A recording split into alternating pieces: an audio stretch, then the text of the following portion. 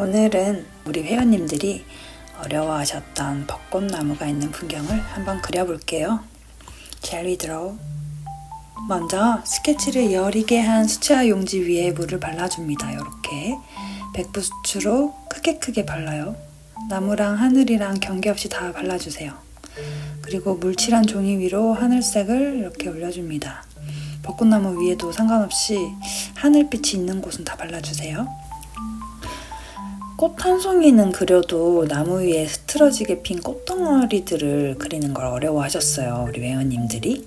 꽃이 특히 어려운 이유가 은은한 분홍빛을 띤 하얀 빛이 나서 좀 더 어려웠던 거죠.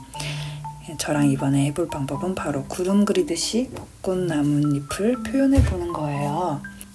휴지로 구름 닦아내듯이 벚꽃나무 외곽 모양을 휴지로 붓처럼 그리듯이 잘 닦아주시는 게 포인트예요. 그리고 이렇게 하얀 부분을 잘 남겨두고 밑에 쪽에 분홍빛으로 이렇게 총총총 찍어주면서 나무 모양을 잡아줍니다. 나무를 그릴 땐 항상 붓터치를 신경 쓰셔야 해요. 나뭇잎이든 나무꽃이든 벚꽃나무도 마찬가지죠. 일부러 저는 좀 두터운 붓으로 끝도 살리고 한 번씩 이렇게 꾹 눌러주면서 봉오리들이 뭉쳐있는 것도 살려주면 이렇게 섬세하게 꽃봉오리들을 표현해줬어요. 느리게 천천히 벚꽃나무의 전체 모습을 생각하시면서 집중해서 한 붓 한 붓 찍어주세요. 이렇게 찍다 보면 세밀하게 한 개 한 개에만 집중을 하다 보니까 전체 그림을 놓치게 되는 경우가 있는데 전체 외곽을 절대 놓치시면 안 됩니다. 그게 진짜 포인트예요. 조금 농도를 짙게 해서도 발라주고 펜으로 그리듯이 붓으로 한 개 한 개 예쁘게 수놓아주세요. 바탕을 이렇게 쭉 깔았던 붉은색의 물을 많이 해서 칠한 이 분홍빛 있잖아요. 이 분홍빛 이색 그대로 파랑 색깔 물감 한 방울만 섞으면 이런 또 채도가 낮은 보랏빛이 또 생길 거예요. 이렇게 묽은 농도로는 한번 쭉 깔아주고 조금 있다가는 채도를 좀 올려가지고 농도를 조금 짙게 해서 색깔도 보랏빛으로 꽃의 음영을 표현해줍니다. 그림자가 지잖아요. 꽃의 하얀 부분도 이런 보라색 그림자를 넣어줘야 더 선명해 보이는 효과가 있어요. 처음에 휴지로 닦아주었던 하얀 부분 끝은 꼭 남겨두시고 그림자를 이렇게 싹 넣어줍니다. 콕콕콕.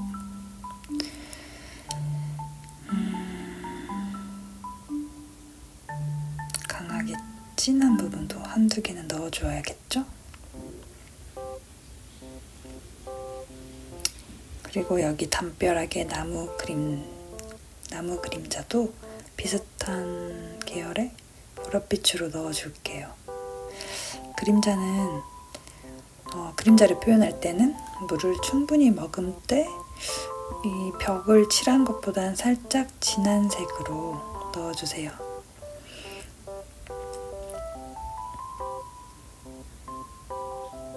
약간 꾹꾹 눌러주는 붓터치로 넣는 게 좋아요.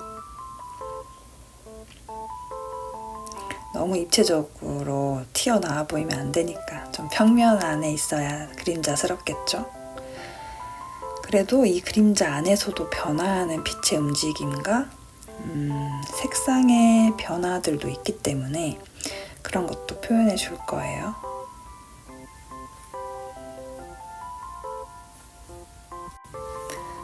앞에 부분의 색감이랑 조금 변화가 있는 게 느껴지시나요?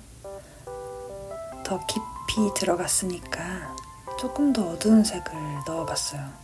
그리고 이 펼쳐진 바닥 부분은 끝으로 갈수록 하늘빛도 좀 머금어서 이렇게 파란빛도 좀 더 첨가해 주었습니다. 앞부분은 좀 총총총총 더 선명하게 꽃잎 하나하나의 그림자가 있고 뒤로 갈수록 좀 뭉개지면서 색깔의 다양성을 줬고요.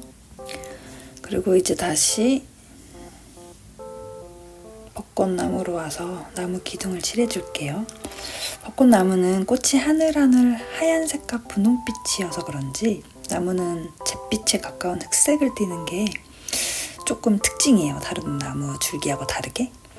그래서 이 벚꽃나무의 하얀 색깔이나 핑크빛이 더 도드라지도록 의식해서 좀 더 검은색으로, 좀 강하고 짙은 색으로 칠해줄게요.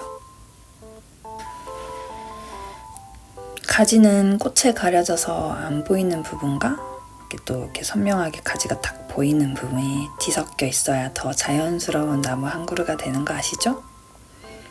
정처 없이 마구마구 펼쳐져 있던 꽃 덩어리들이 가지를 그리니까 이제 좀 확실히 정리가 된 것 같아 보이네요. 그쵸? 스케치 그릴 때는 그려 보이지 않았던 가지들도 조금 더 완전한 형태로 다듬어 줍니다.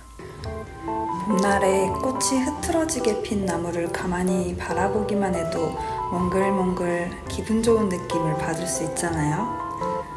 그걸 그냥 몇 초, 길면 몇 분 정도 이렇게 바라보고 끝나는 게 아니라 이렇게 종이 위로 옮기는 작업을 하다 보면 그리기 위해서 더 자세히 볼 수밖에 없고, 그림 그리는 시간도 아무리 빨라도 1시간, 2시간 또는 3시간씩도 걸리잖아요. 그래서 그런지 더 깊게 사랑하게 되는 풍경인 것 같아요. 어렵게 얻었기 때문이겠죠? 어렵게 또 진득하게 하나하나 얻은 것들은 마음속에 더 애틋하게 쌓이기 때문인 것 같아요. 그래서 그림 그리는 시간은 힐링의 시간이라고도 하지요. 가지들을 거의 다 그렸으면 이제 나무 전체적인 모습의 밸런스를 한 번 더 잡아주세요. 이렇게 가장 짙은 명암을 한 번 더 올려주면서 이 나무 기둥이랑 꽃 봉오리들을 섬세하게 연결시켜주는 작업이죠. 이렇게 해주셔야지 유기적으로 두 가지가 한 개의 커다란 나무처럼 완성이 되어 보이실 거예요. 이 풍경 속 그림에서 가장 중요한 주제가 거의 다 완성되었네요. 콕콕콕. 그리고 이제 나머지 풍경들도 또 세심하게 채색을 다 완료해 볼게요.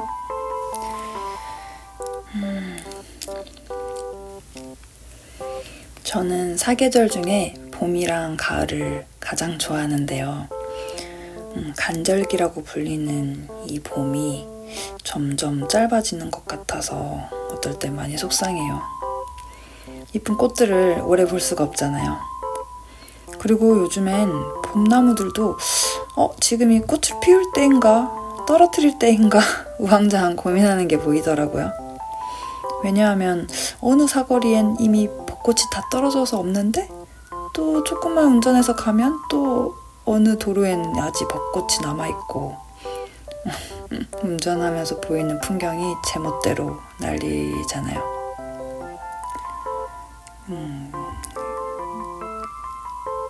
이런 식으로 점점 봄하고 가을이 사라져버리면 여름하고 겨울만 남게 되는 건 아닌가, 그런 걱정도 조금 듭니다.